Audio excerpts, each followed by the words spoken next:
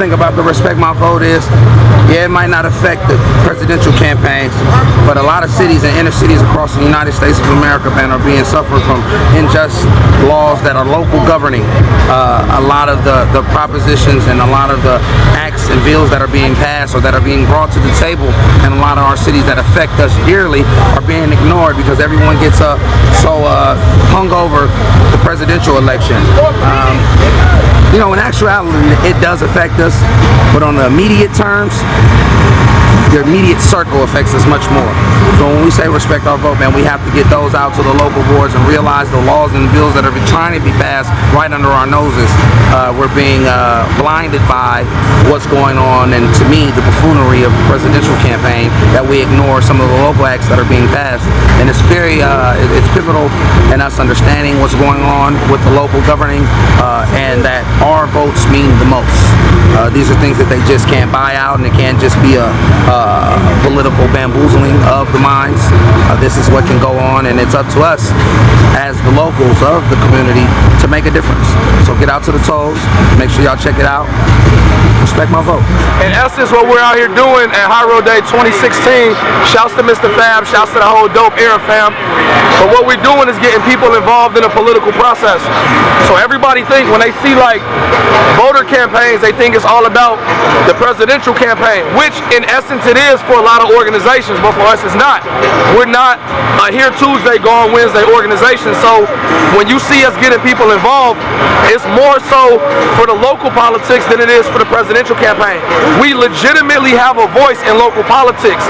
So like how people don't know who their alderman is, or how people don't vote for the crooked ass DA and the judges and the sheriffs and the chief of police and the head of the sanitation department.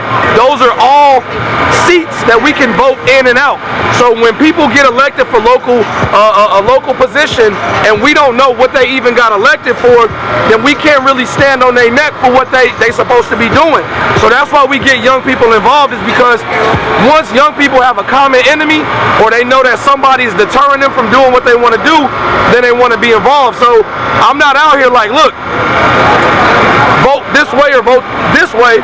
I'm basically telling people to be involved, man. Like, if you don't know who your alderman is, it's a real issue. Like, we got to depend on local politicians for more than down power lines and potholes in our streets. So you can't really say that your vote don't count if you don't vote. You miss every shot you don't take. So in this whole process, being involved and knowing what people are getting elected for is the power, because you can get them about their seat just as fast as they get in their seat.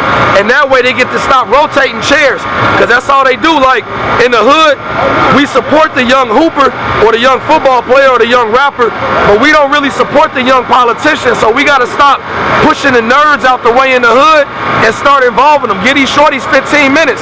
Instead of giving them a pack or giving them a pistol, give them 15 minutes of your time and see what these shorties really like. Because then when that shorty turned 21 and he now the alderman, he can bring some aid and assistance to your business that's still local. So you got to start thinking above what the media tell us.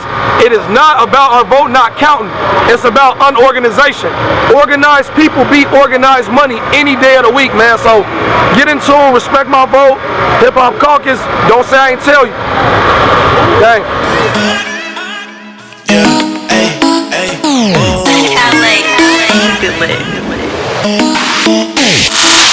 Always see me snowing something new. Always see me snowing something new.